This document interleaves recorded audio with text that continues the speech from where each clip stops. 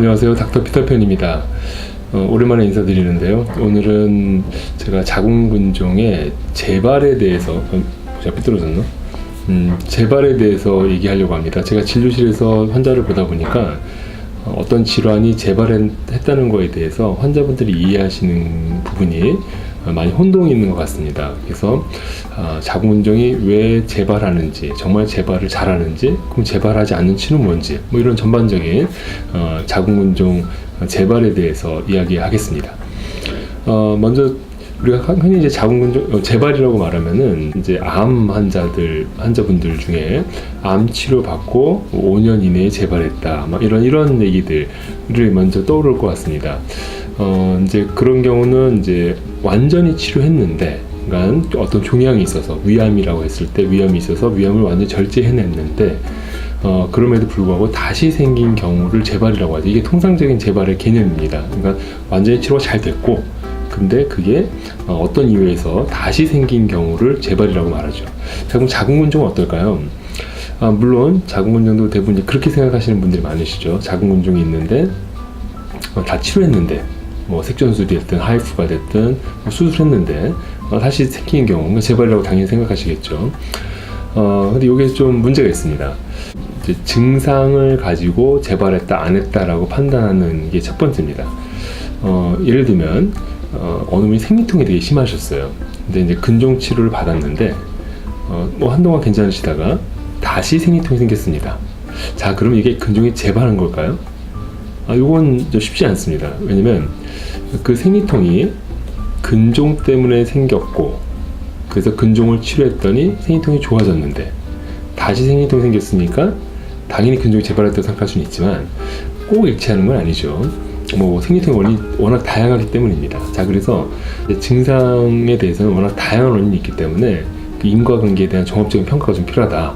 그래서 증상만으로 재발 여부를 판단하진 않는다. 첫 번째고요. 자, 두 번째는 근종이 정말 다 치료됐는데 재발됐을까? 이에 대한 부분인데, 자, 근종 치료에 있어서 재발이 전혀 없는 치료 방법은 자궁 전 절제술입니다. 자궁을 다 드러내는 거죠. 뭐 자궁이 있으면은 거기에 또 근종이 생길 수 있거든요. 제가 이제 모형을 좀 보면서 설명드리면은 이 자궁 모형인데요. 이런 게 근종이 있습니다. 자, 그런데 자궁을 다 드러낸다면 근종이 절대 생길 수 없겠죠. 그래서 재발이 없는 치료는 자궁 전 절제술밖에 없습니다. 자, 그러면 자궁을 보존하는 치료들 중에서 재발에 대해서 좀 얘기해 보고자 합니다. 자, 첫 번째 수술입니다. 근종을 이렇게 오려내는 걸 자궁 근종 절제술이라고 합니다. 로봇 수술로 하든 복강경을 하든, 복강경도 단일공을 하든 구멍 한 3-4개 정도 뚫든 아니면 개복을 하든, 자, 어떤 거든지 간에 근종을 제거했는데 사실 재발하기는 어렵죠. 그렇지만 문제는 다른 곳에 근종이 생길 수가 있고, 첫 번째 이 부분이고요. 두 번째 더 중요한 부분은 근종 절제술로 근종을 다 제거할 수 없는 경우가 많습니다. 어떤 경우냐면 근종이 많은 경우고, 또 하나는 안쪽에 자라서 이 바깥으로 들어갔을 때 근종이 보이지 않는 경우죠. 물론 절개해서 다 이렇게 하나하나 뭐 잘 빼낼 수 있습니다.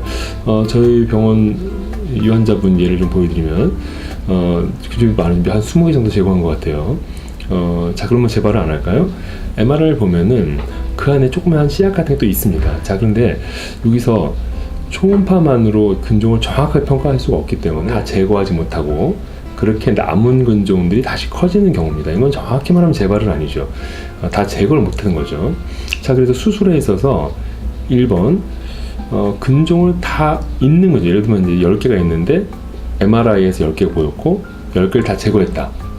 자, 그런 다음에 치료해서 다 제거했는지를 다시 한번 평가합니다. 그 평가했을 때 정말 없다, 그리고 나중에 봐도 다 생겼다, 이건 재발이라고 할 수 있습니다. 자, 그런데 10개가 있었는데 5개를 제거했다. 근데 찍고 나서 보니까 5개는 남아있더라. 자, 근데 이 부분은 이제 큰 근종들이 없어지면은 이게 잘 못 자라던 근종들 있죠. 그러니까 큰 것 때문에 잘 못 자라던 근종들이 커질 수가 있습니다.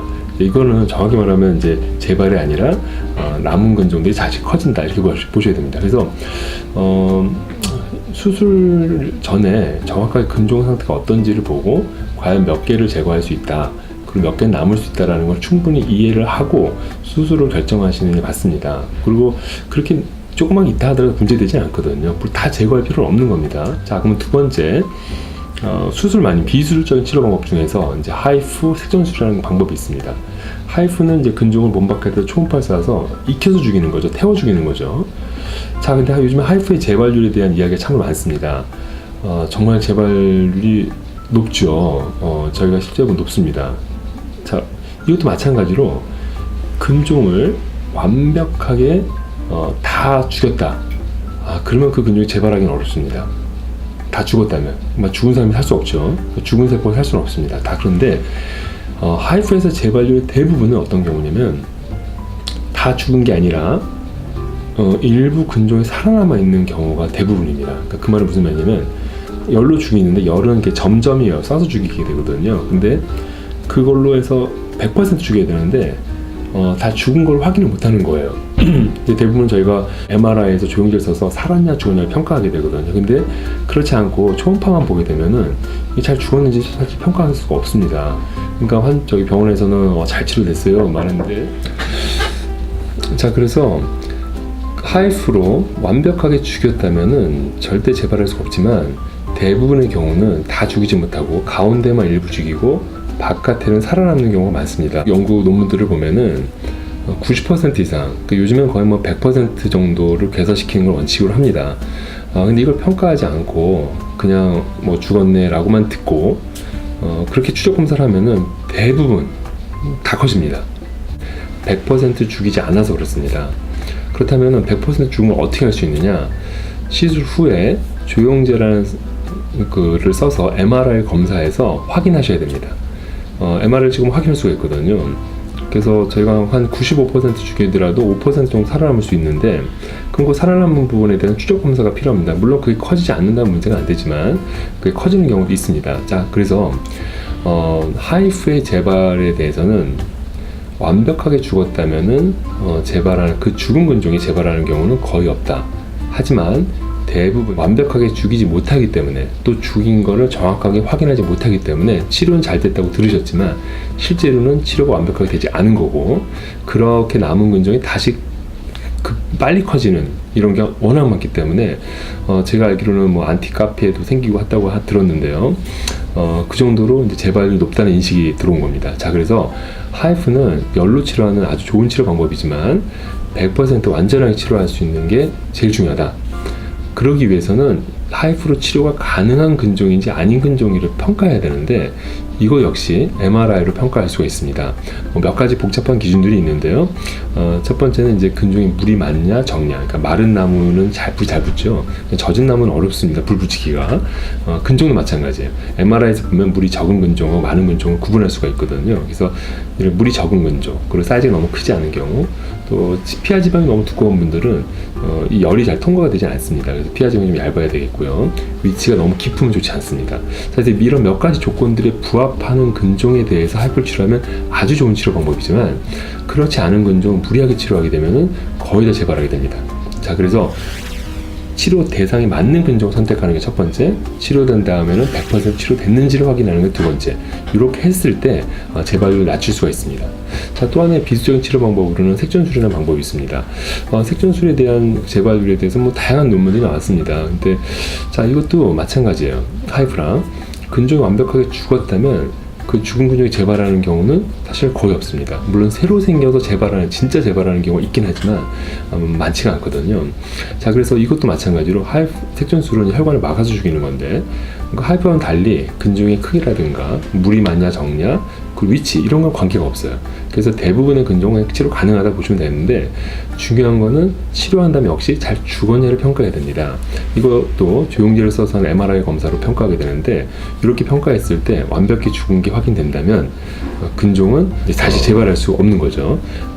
자, 그래서 색전술은 하이프보다 좀 더 치료 범위가 광범위하고 대부분의 환자분들에 대해 시행할 수가 있는데, 이건 역시 완벽하게 죽었는지를 확인하는 과정이 제일 중요하고, 그걸 확인했다면 재발률은 상당히 낮다고 보실 수가 있겠습니다. 자, 오늘은 수술부터 비술적인 치료 방법의 재발에 대해서 이야기했습니다. 이게 많이 혼동을 하고 계세요. 그래서 이 부분을 좀 다시 정리를 할 게 필요하다고 생각해서 오늘 방송을 준비하게 됐고요.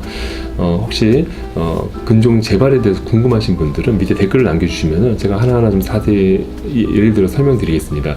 워낙 다양한 이해들이 있기 때문에 이 한 방송으로 설명하기가 쉽진 않을 것 같고요. 하지만 여러분들이 궁금한 걸 남겨주시면 제가 이런 부분을 잘못 알고 계시는구나, 제가 설명을 드릴 수 있을 것 같습니다. 그래서 방송 보시고 자궁근종 재발에 대해서 궁금하신 분들은 밑에 댓글 남겨주시기 바랍니다. 제가 유튜브 채널 운영하고 있는데요. 구독해 주시면은 제가 많이 큰 힘이 될 것 같습니다. 그래서 제가 더 좋은 방송 만들어내도록 하는데 큰 힘이 되겠고, 좋아요도 눌러주시고 또 알람도 설정해 주시면 더 좋겠네요. 오늘 모두 행복한 하루 되시기 바랍니다. 색지원수라는 의사 닥터 피터팬이었습니다.